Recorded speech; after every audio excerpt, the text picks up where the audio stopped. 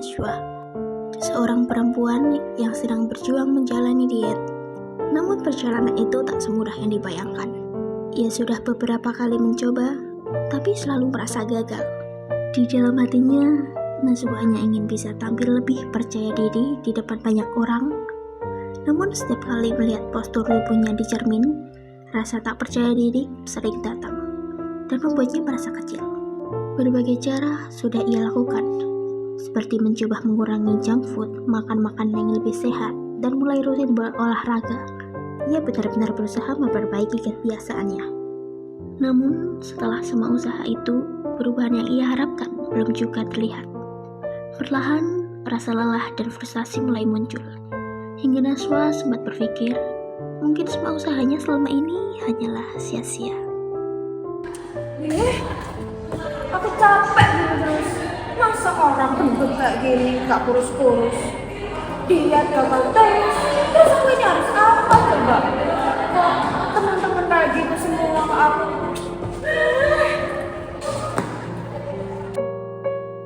Di saat merasa bingung dan putus asa, muncul rasa takut dan keraguan. Pikiran negatif mulai menguasai, membuatnya merasa sedih dan tak berdaya. Namun suatu hari, ia memutuskan untuk bangkit dan mencari bantuan. Dengan keberanian, ia berkonsultasi dengan seorang konselor, berharap mendapatkan solusi dan motivasi baru untuk melangkah maju. Dari sana, pelan ia mulai memahami dirinya dan belajar menerima proses, serta menata kembali langkahnya untuk menuju perubahan yang lebih baik. Sedikit demi sedikit, harapan yang sempat hilang mulai kembali tumbuh dalam dirinya.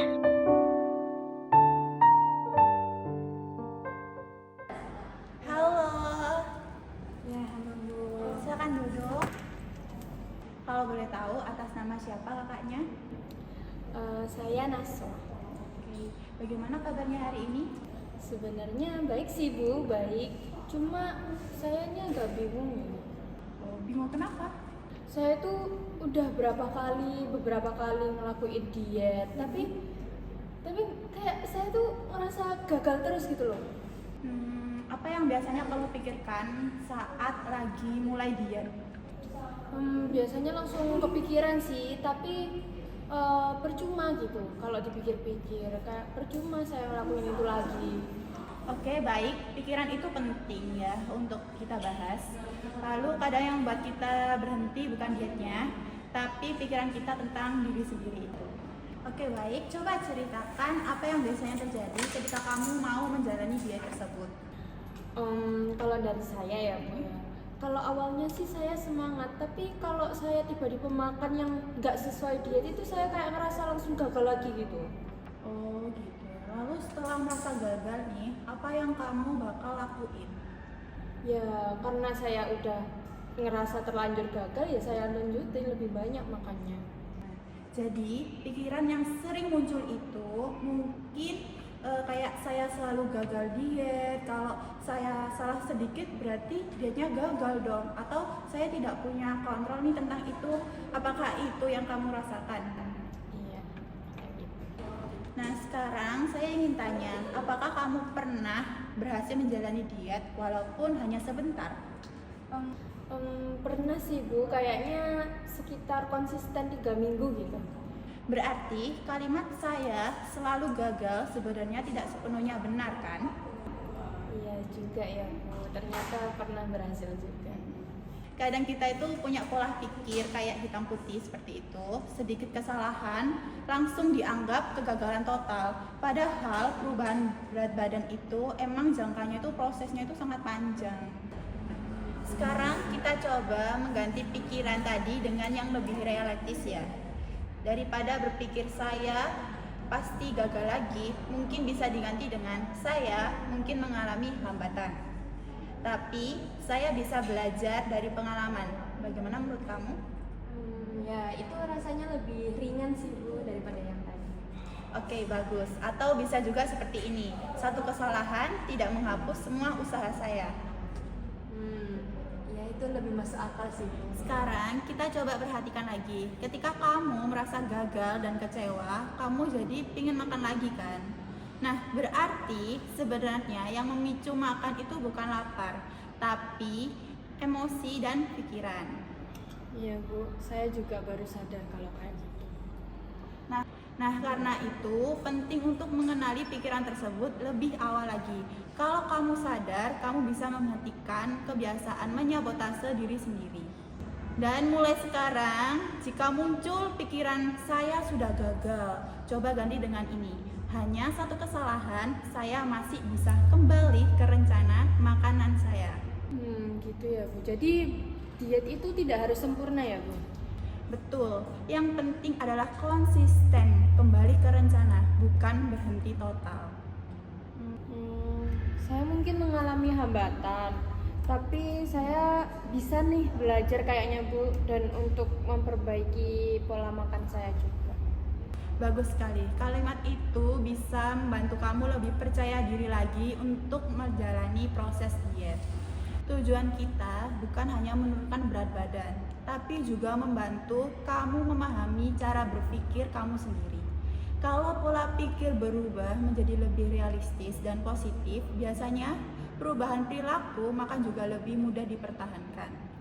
Ya Bu, saya juga baru sadar itu. Kayaknya saya ini terlalu keras sama diri sendiri. Dan sekarang kamu mulai belajar melihat diet sebagai proses, bukan sesuatu yang harus sempurna. Ya Bu, baik. Terima kasih atas nasihatnya. Sama-sama. Halo Naswa. Halo Bu.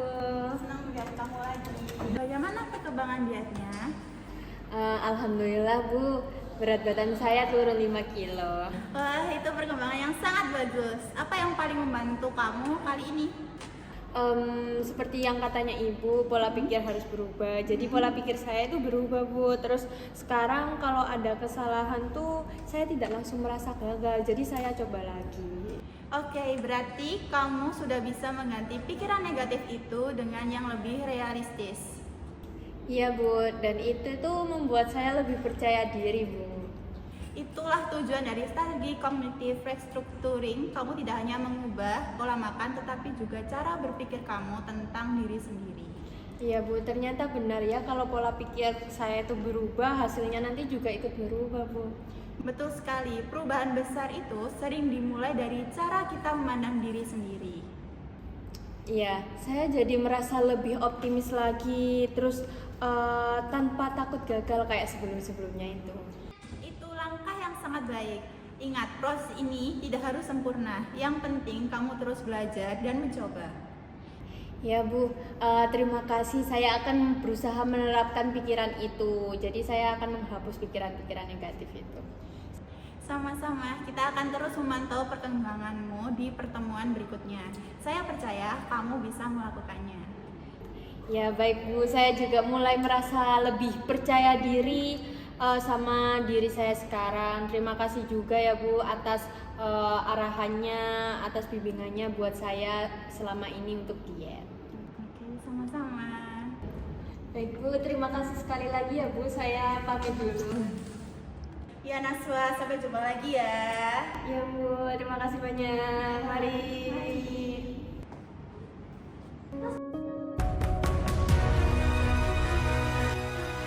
Dan di sana Naswa belajar bahwa kegagalan bukanlah akhir dari segalanya, melainkan bagian dari proses. Yang terpenting adalah tidak menyerah, mengubah pola pikir, dan fokus pada langkah kecil setiap hari. Dengan dukungan dan semangat baru, Naswa mulai percaya bahwa perubahan itu mungkin. Ia belajar mengenali dan menggantikan pikiran negatif menjadi lebih realistis, sehingga mampu mengurangi self-sabotase dan lebih konsisten menjalani rencana dietnya.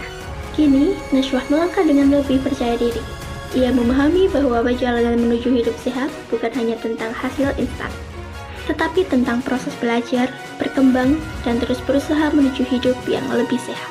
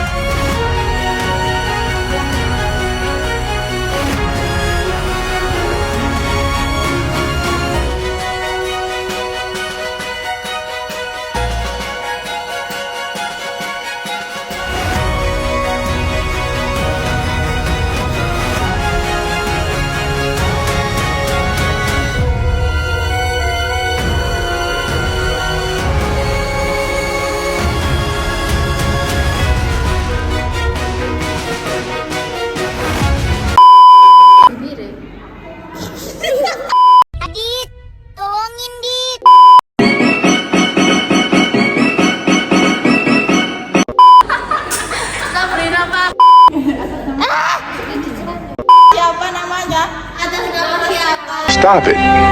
Get some help.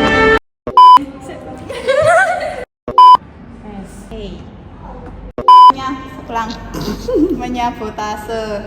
Ketemu lagi bagi Sekali, alhamdulillah. berapa aku Lah iya, makanya ikut sahabat pelan-pelan. di realitas fisik. Tengok aku ya. Kabel tes. Iya. Sabar ya, sabar ya. Itu yang itu.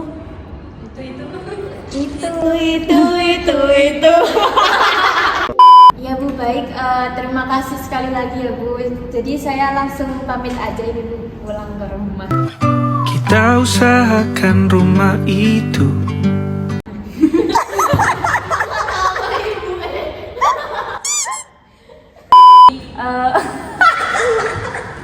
Saya pamit dulu ya Bu.